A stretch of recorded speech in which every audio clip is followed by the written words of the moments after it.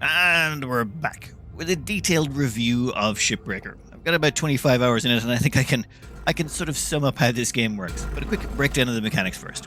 You have to break down ships. That's the whole point of the game.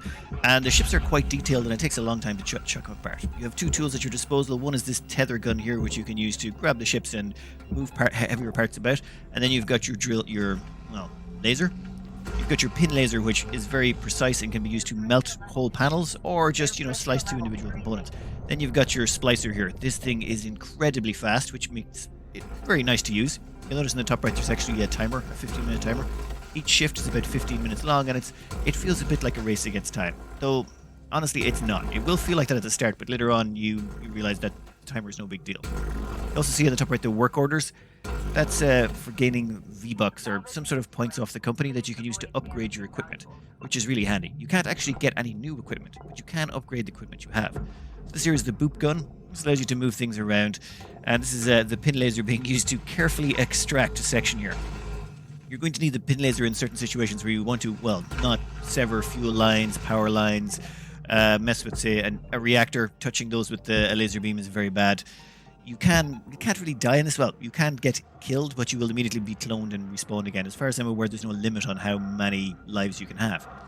But that's the whole core of the game. Go around, chop up ships, use the ships to make money. The money is sort of is a bit of a motivator, but not really. It's more about the fun of figuring out the weak points of a ship and cutting it apart. That's sort of the joy of this.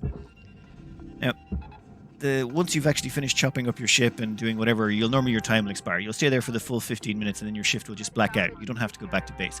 But at any point during your shift, you can just run back home, and this is here where you can collect more tethers and stuff, and just log out of the area, assuming you've done enough. Then it will present you with how much money you've made for the day, all the little bits and bobs you chopped off. And then here's the important bit. Sort of like the first mechanic they'll smack you in the face with that is very depressing. That's how much money you owe at the bottom. Almost $1 billion when you start. And they're charging you interest on it and rental fees. So, yeah, this is an expensive lifestyle you're living. Outside of demolishing the ships, there is a progression system in place. The first and most obvious one is the equipment, which you can upgrade in here. You can get improvements to your tether capacity, your ability to boop stuff around the place. There's all sorts of upgrades, even for your helmet for seeing through ships to pick out key components. Though I do find I don't use that helmet view. Once you've looked at a ship a few times, you don't really need to use the helmet view very often. It's more for looking for those final joints you missed. But these are actually not that hard to get. If you check here, I have got all of these locked out. Maybe it's a balancing thing. This is still an early access game, I should point out, so things will change. But as it is, I've maxed all of these out, and all I'm waiting for right now is the second part of your motivation, which is certifications. And this is sort of where the game falls apart for me. I think it was, like all the earlier ones are pretty simple. They're straightforward. You get them as you do the missions, like grab a class 1 reactor, complete some work objectives, make some money, and rip out a thruster. But then, where was it? Yeah, most of these were normal. Then I got to number 7, and this just became a grind. Now, I believe I heard someone say that the developers wanted this to feel like a job. It was supposed to have a job-type feel to it. Yeah, but this is too much. Electrical components are things like electrical computers. You'll find a bunch of them in the cockpits of pretty much any ship. There'll be some computers in there, and they all count as electrical components. Antennas, the atmospheric things that you can use to turn on and off the oxygen in rooms.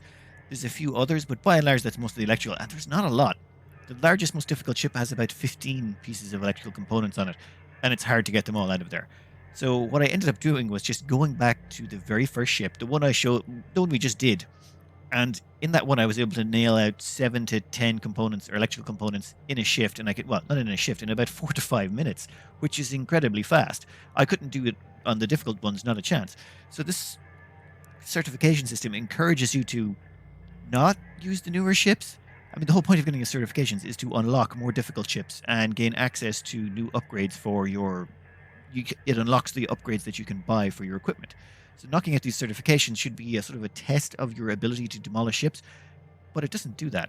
For example, right now, we're on this one here, level 8, and we just need money and work objectives. All of these, like grabbing 5 reactors, yeah, I can do that in my sleep. All of this stuff, you can do this all pretty simple.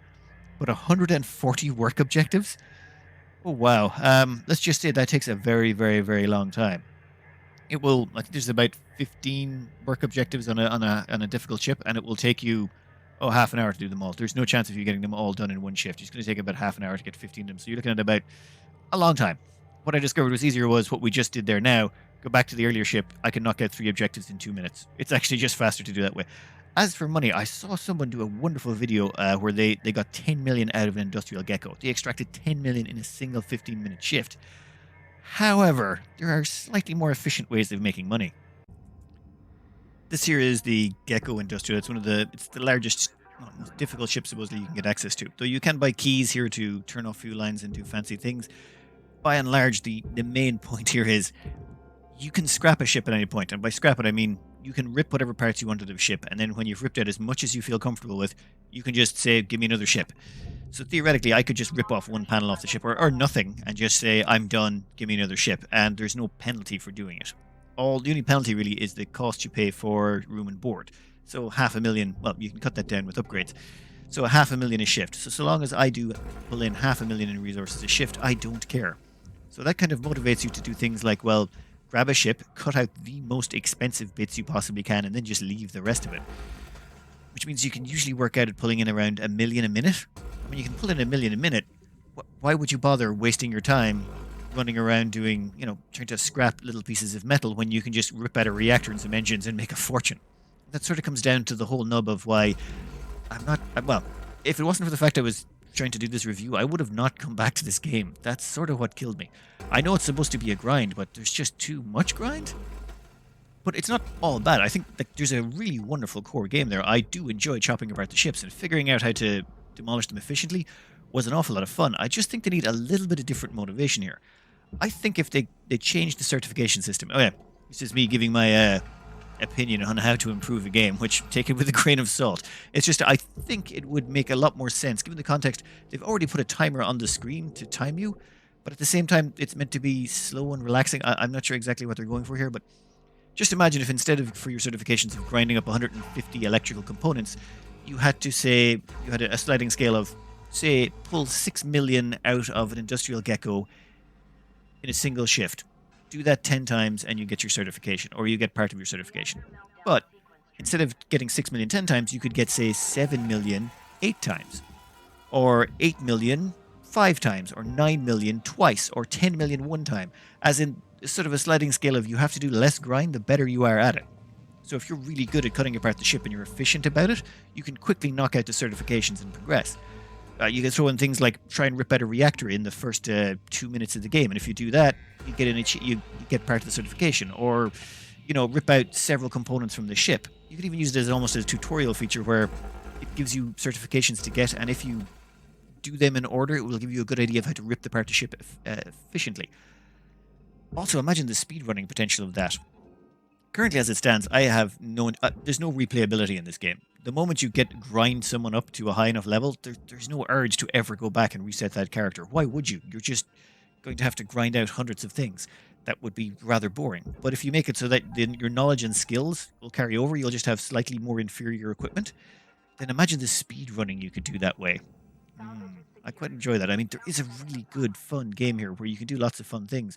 You can use explosive decompression to your advantage to knock panels out or gain access to areas faster than normal. You can do lots of little tricks to improve and really speed up how quickly you can power through the game and efficiently gain money. But there's no incentive to do so. Like in this one here, my only incentive to make money here is I could simply just keep repeating the same thing again and again and again, and I'm going to pull in 1 million a minute on average. And why wouldn't I just do that? That would probably be the far simpler way to play this game. So for that reason, I'm just not going to go back to it, I think. So I suppose the question is, should you buy this game? It costs about 20 euros right now to pick it up, I believe. So it's not exactly a high-cost game. But if you do buy the game, you're going to end up in the same situation as me where I am right now. You're going to have to get the next certification, you're going to have to grind out X amount of money and X amount of work order objectives. The rest of these stuff, trust me, like we just grabbed a Class 2 reactor and 3 thrusters right there, and we grabbed a ton of cash. So you'll end up in this exact same position. And your best bet to get the money is to do exactly what I just did there now by ripping out the reactor and the 3 thrusters and then just restarting the level. You gain so much money, it's about 1 million a minute, which means it's about 96 minutes of doing that, and you'll have grinded all the credits.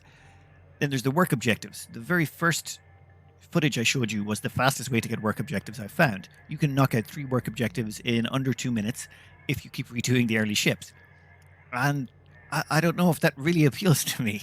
I like to do things quickly and efficiently, and just the thought of spending that much time doing that all over again and again and again, I have no urge to come back and play the game. Don't get me wrong, when I'm in the game, yeah, I keep playing it. It keeps me going. But once I'm away from it, I have no urge to pick it back up again or open up the game.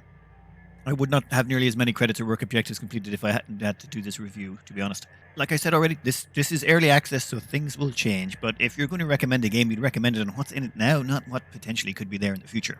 And right now, what you're looking at is, well, this, and then once you finish that, you've got another 175 work objectives, another 120 million behind that, 150 mechanical and electrical. Yeah, there's a lot more that you're going to be doing to grind this up.